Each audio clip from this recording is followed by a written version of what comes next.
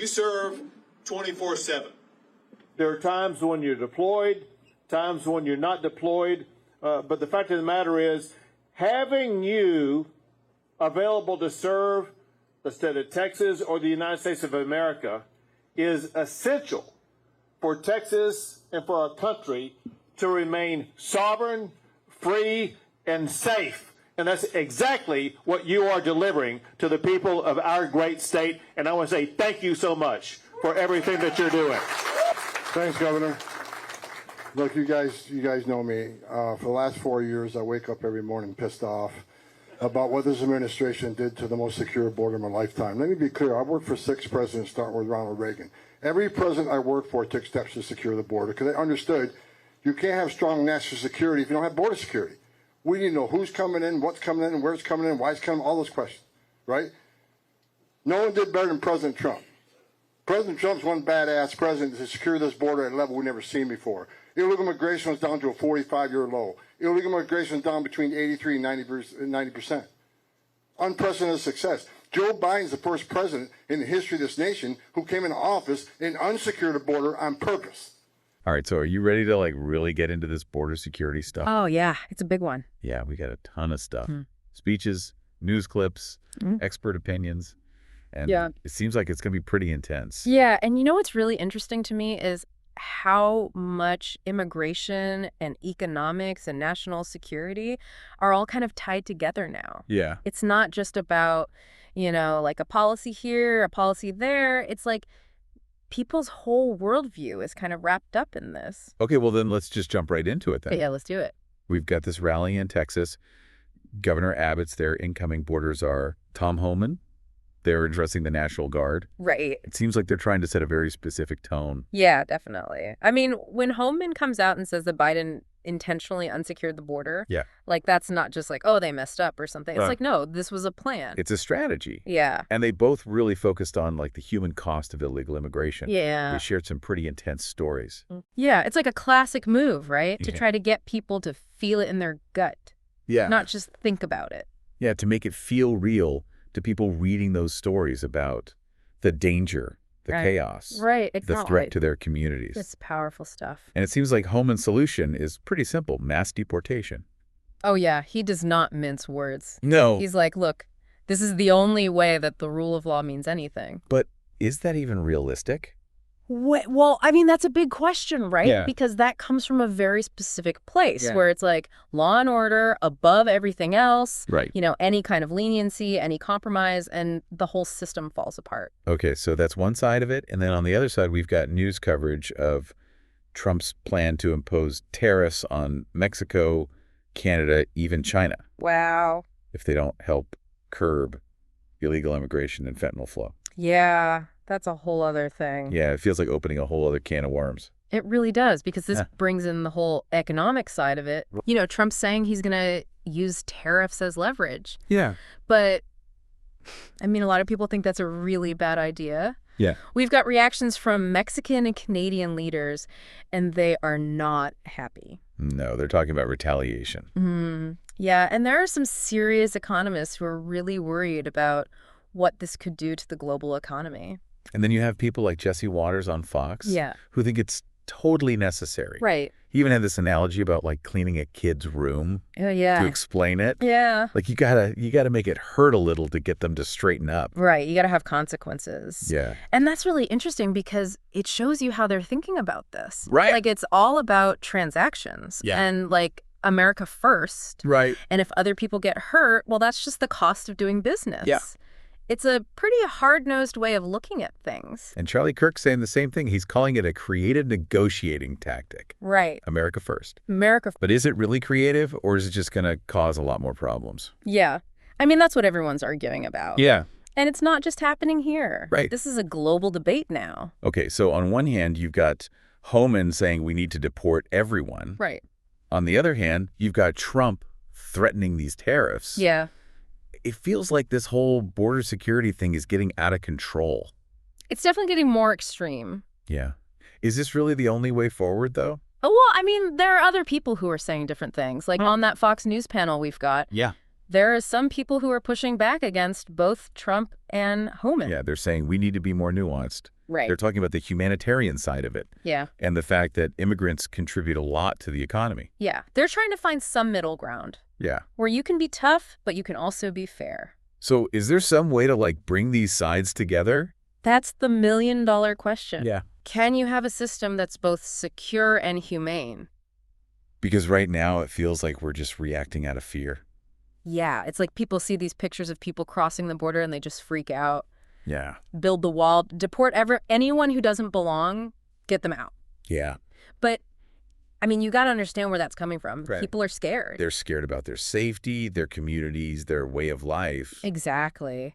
But is it possible that those fears are being manipulated? Oh, for sure. Yeah. I mean, that's how you get people to support policies that might actually hurt them in the long run. You Yeah. got to make them afraid. It's easy to get caught up in it all. Yeah. All the rhetoric, the fear-mongering. Right. But at the end of the day, we got to remember, we're talking about real people here. That's what it comes down to. Yeah. These aren't just numbers in a spreadsheet. Yeah. And that's where this story about those two little girls from Guatemala Oh, my God. crossing the border alone really gets to me. Yeah. Because it forces you to look past all the politics and the arguments Yeah. and see the human cost. Yeah, I mean, yeah. these are kids fleeing who knows what. It's just heartbreaking. It really is. It reminds you that this isn't just a game. No. This is about people's lives, Mhm. their hopes, their fears, their dreams. And the choices we make as a country have a real impact on those lives. We have a lot to think about. Yeah, we do. Yeah. Yeah, it really makes you think about the bigger picture. Right. It's not just about the U.S.-Mexico border. Right. Trump's talking about Canada, too. Exactly. He's calling them out for what's happening up there. That surge in apprehensions in the Swanton sector. Yeah, for people who don't know, that's a pretty remote part of the border. Yeah, Vermont, New York, New Hampshire. Right. It's not where you usually think of when you talk about border crossings. No. But lately, they've been seeing a lot more people crossing illegally. And it's not just Canadians, right? No, a lot of them are from countries much farther away. So it's like they're coming in through Canada. Yeah. Yeah, it shows you how interconnected all of this is. Yeah, it's a continental problem, not just an American one. Exactly. But let's go back to these tariffs for a second. Okay. Are they actually going to work? I mean, we keep hearing about inflation, job losses. Yeah. The economic side of this is really worrying a lot of people. Yeah. Most economists agree that tariffs almost always lead to higher prices. So, like, everything just gets more expensive. Pretty much when you put tariffs on imports, that cost gets passed down to the consumer. So we end up paying more for everything. Exactly. And that's not even the worst of it.